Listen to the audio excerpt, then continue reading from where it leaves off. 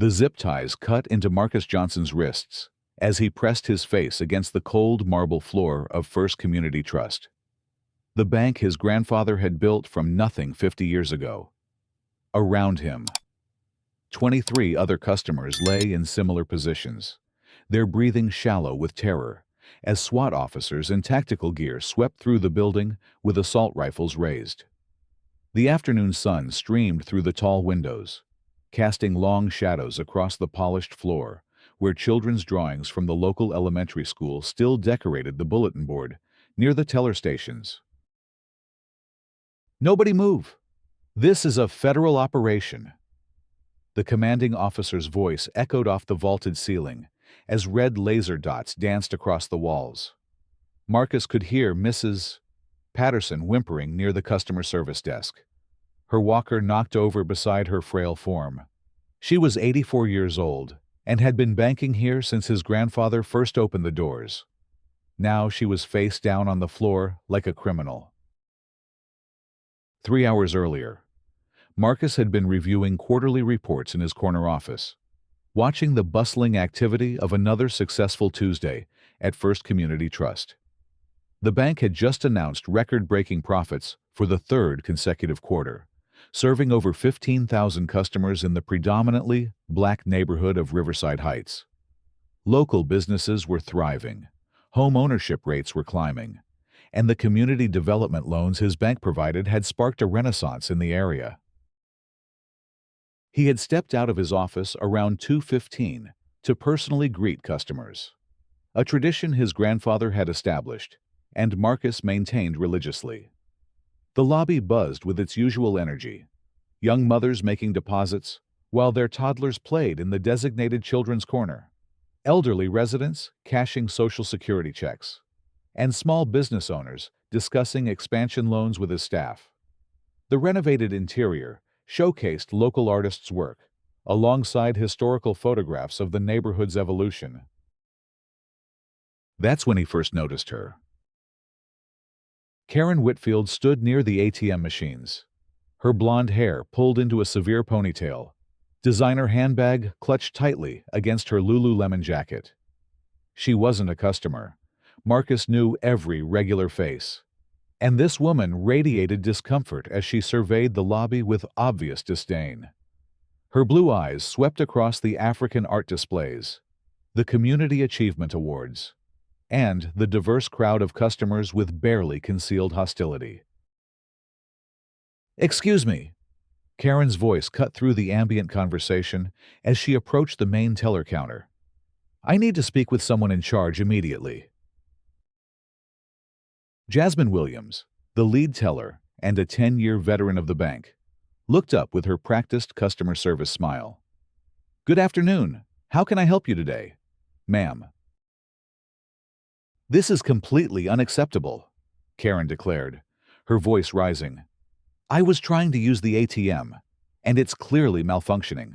I demand to speak with the manager right now." Marcus stepped forward, extending his hand professionally. "I'm Marcus Johnson, the bank president. What seems to be the issue with our ATM?" Karen recoiled slightly, her eyes widening as she took in Marcus's expensive suit, confident posture, and the obvious authority he commanded in his own establishment. "You're the president of this place?" "Yes, ma'am. First Community Trust has been serving this neighborhood for 50 years. My grandfather founded it, and I've been president for the past 8 years. Now, what specific problem are you experiencing with our ATM?" The temperature in the lobby seemed to drop as other customers began noticing the tension. Karen's face flushed red as she realized she was challenging a successful black businessman in his own domain, surrounded by his community. Her perfectly manicured fingers gripped her phone tighter. "The machine rejected my card 3 times. This is obviously some kind of discrimination. I know my rights, and I know what's really happening here." Jasmine stepped around the counter, her expression remaining professional, despite the obvious absurdity of the accusation. "Ma'am, Our ATMs accept all major bank cards. Could I take a look at your card to see if there might be a technical issue? Don't you dare touch my card, I see what this is.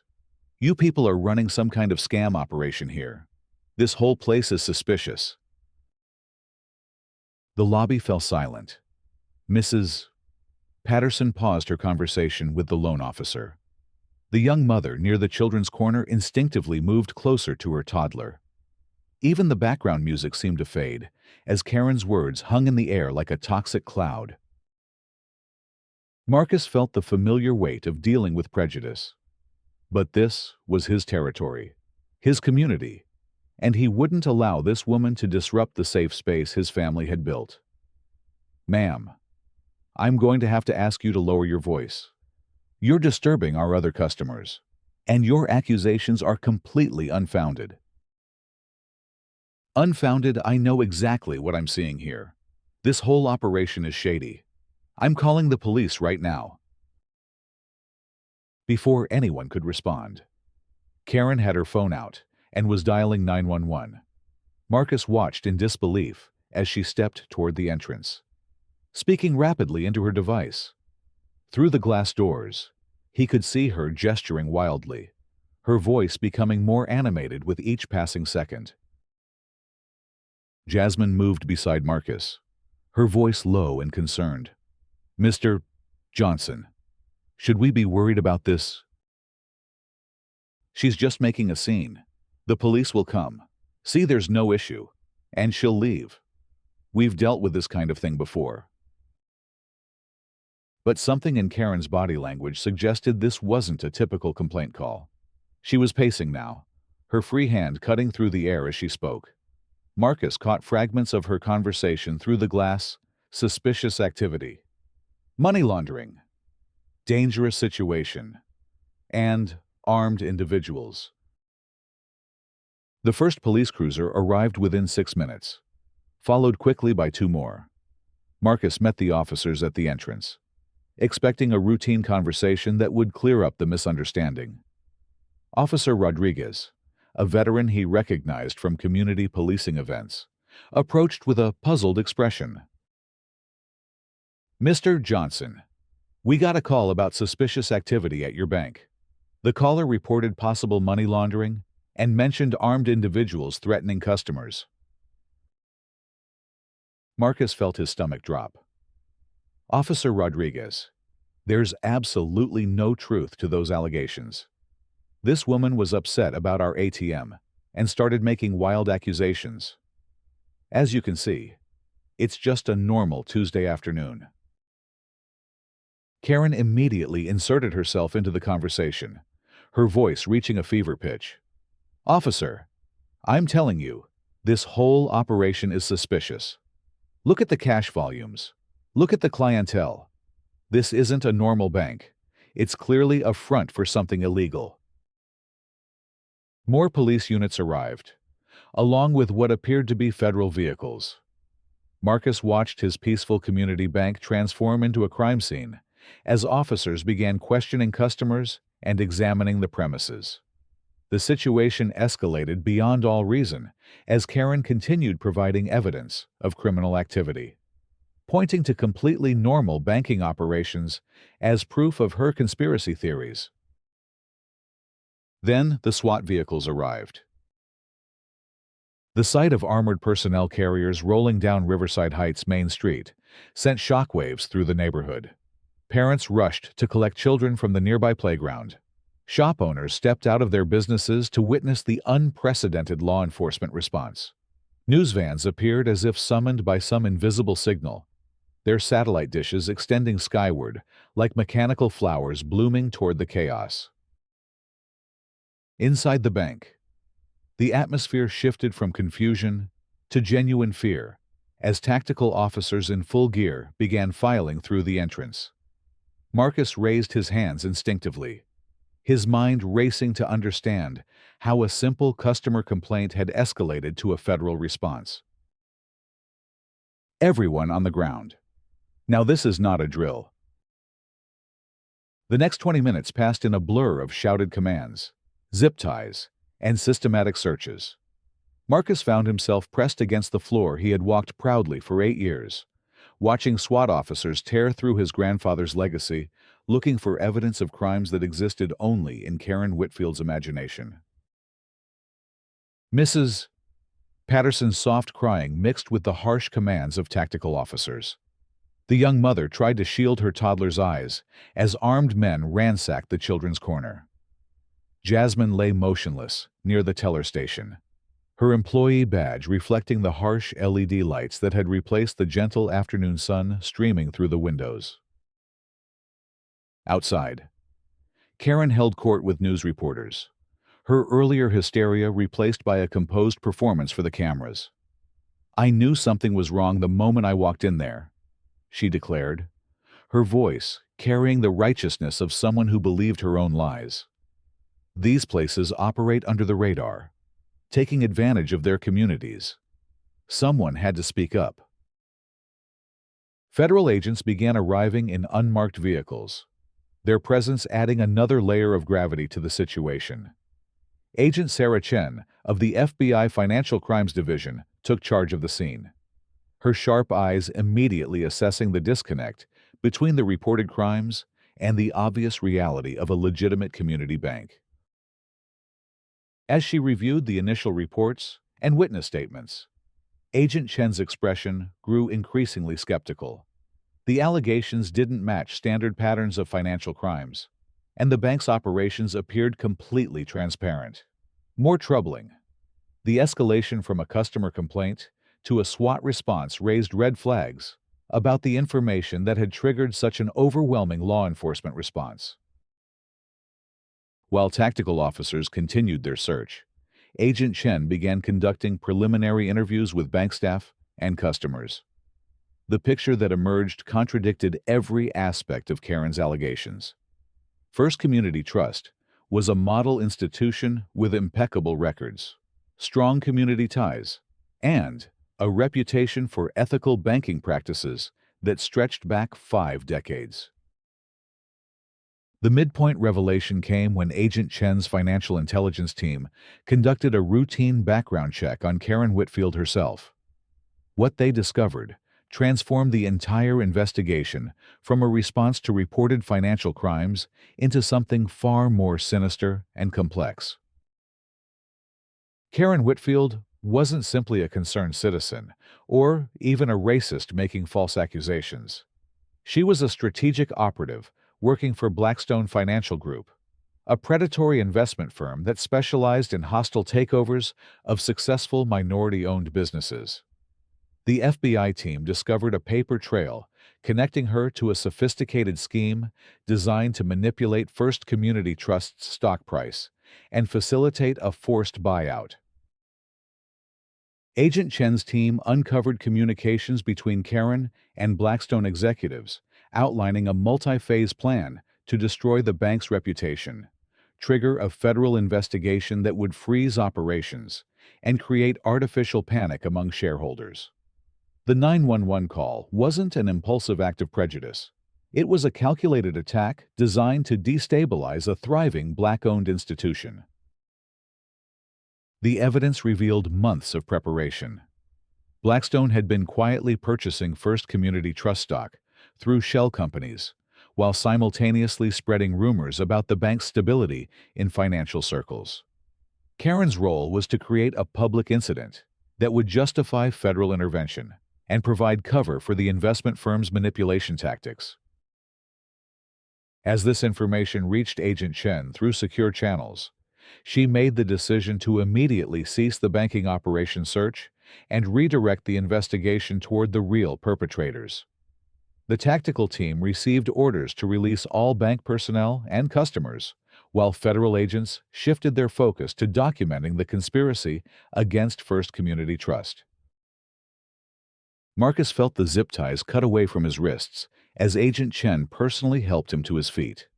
The relief in his eyes mixed with rage as he surveyed the damage to his grandfather's legacy: overturned chairs, scattered papers, and 23 traumatized community members who had been treated like criminals for the crime of banking while Black. "Mr. Johnson, I owe you and your entire community a profound apology," Agent Chen said, her voice heavy with regret. "What happened here today was the result of a coordinated attack on your institution by individuals with criminal intent to manipulate financial markets and destroy your business."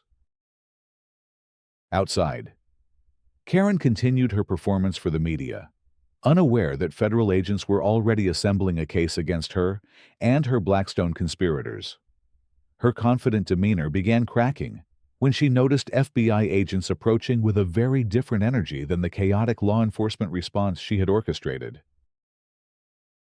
The climax arrived at the hastily organized community meeting that evening in the Riverside Heights Community Center. Word had spread quickly through the neighborhood about the day's events, and residents packed the auditorium seeking answers and justice. Local news stations provided live coverage as community leaders, bank customers, and federal agents prepared to address the unprecedented attack on their financial institution. Marcus stood at the podium, his grandfather's original First Community Trust charter framed behind him, addressing a crowd that included many faces he had seen pressed against his bank's floor just hours earlier. Mrs. Patterson sat in the front row, her walker beside her, her eyes still reflecting the trauma of being zip-tied at age 84 for the crime of cashing her Social Security check. "Friends, neighbors, family," Marcus began, his voice steady despite the emotional weight of the day. "What happened at our bank today was not just an attack on First Community Trust. It was an attack on everything our community has built. Everything my grandfather dreamed of when he opened our doors 50 years ago." The crowd murmured its agreement as Marcus continued. "But we've learned something important today. We've learned that our success, our growth, our ability to lift up this community has made us a target for those who profit from our failure." Agent Chen took the podium next, her federal credentials lending weight to revelations that stunned even the most cynical community members. She outlined the Blackstone conspiracy in detail, explaining how sophisticated financial predators had weaponized law enforcement and media attention to attack a successful minority-owned institution. What Ms. Whitfield and Blackstone Financial Group attempted today constitutes multiple federal crimes: securities fraud, market manipulation, filing false police reports, and conspiracy to commit financial crimes. The FBI will pursue these charges to the full extent of the law. As Agent Chen spoke, federal marshals were already in motion. Outside the community center, news crews captured the dramatic arrest of Karen Whitfield as she attempted to leave the area.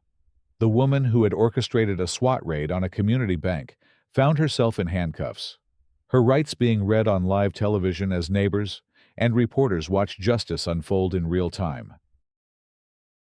The footage of Karen's arrest spread across social media within minutes.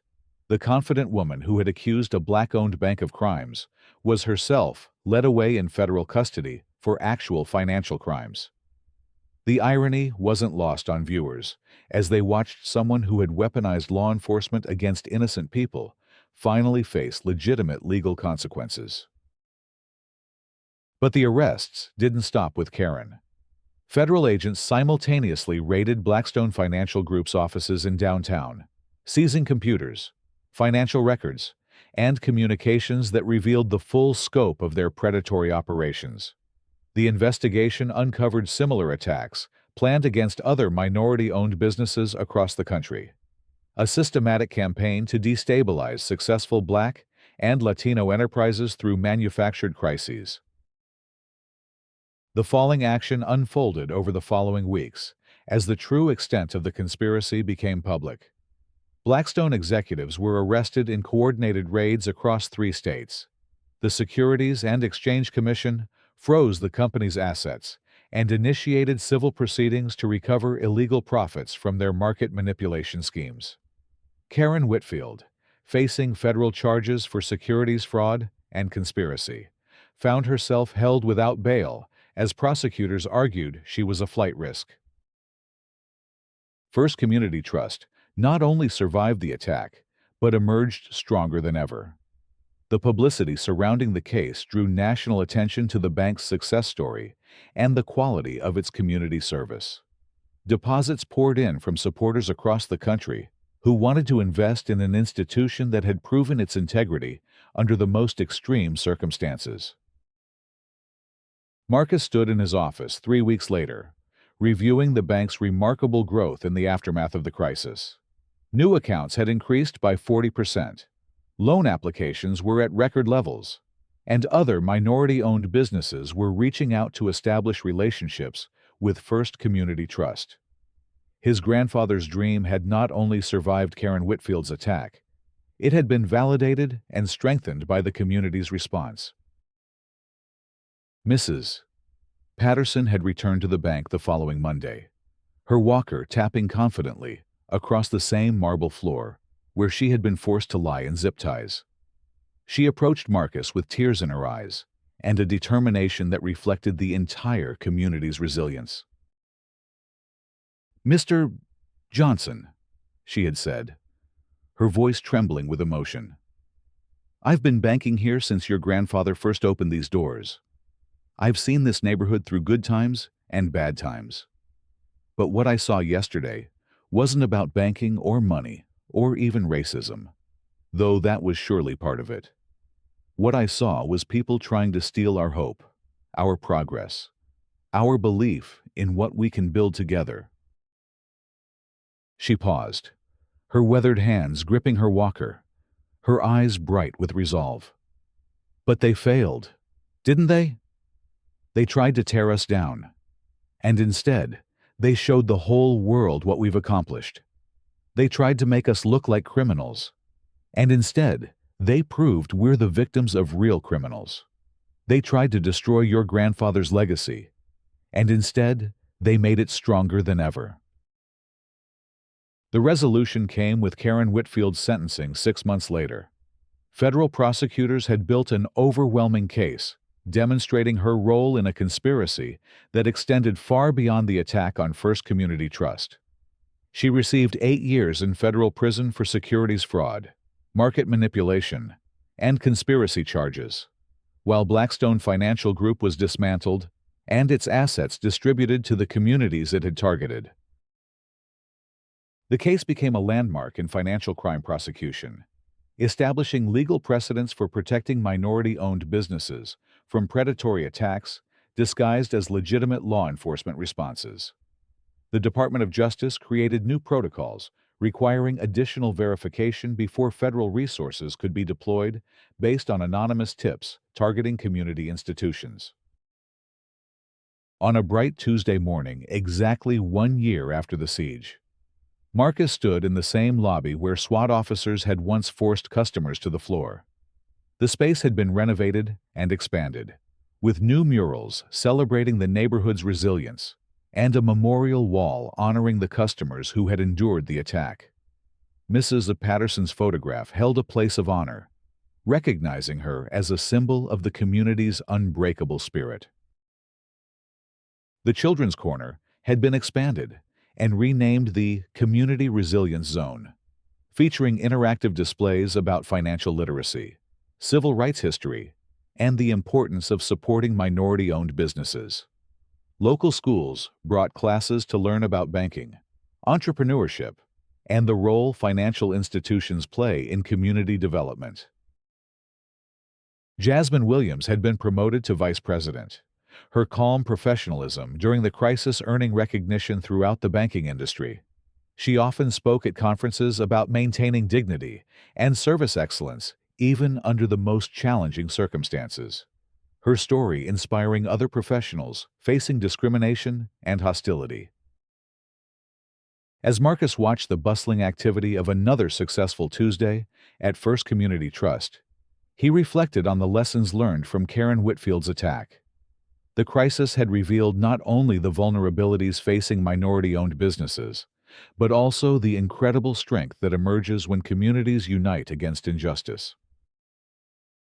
The bank's success had inspired similar institutions across the country, creating a network of community-focused financial services that prioritized neighborhood development over maximum profits.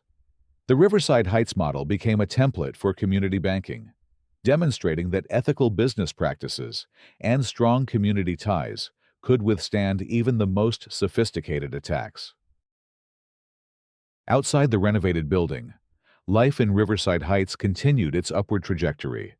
Property values had increased significantly, new businesses were opening weekly, and young families were choosing to establish roots in a neighborhood that had proven its resilience. The community that Karen Whitfield had tried to destroy through lies and manipulation had instead become a beacon of hope for neighborhoods facing similar challenges. As the afternoon sun streamed through the same windows that had witnessed both crisis and triumph, Marcus smiled at the sight of Mrs. Patterson approaching the teller counter with her usual Tuesday deposit. Her walker tapped rhythmically across the marble floor, each step a testament to the unbreakable bond between this institution and the community it served. The story of First Community Trust had become more than a successful defense against financial predators. It had become a reminder that justice, community solidarity, and ethical business practices could overcome even the most calculated attempts to destroy hope and progress. In trying to tear down one Black-owned bank, Karen Whitfield had instead strengthened an entire movement of community-focused institutions dedicated to lifting up their neighborhoods rather than exploiting them. The legacy of that Tuesday siege would live on, not in the trauma it attempted to create, but in the unity, growth, and determination it had ultimately inspired. First Community Trust stood stronger than ever, its doors open wide to a community that had learned the true value of supporting institutions that reflected their values and invested in their future.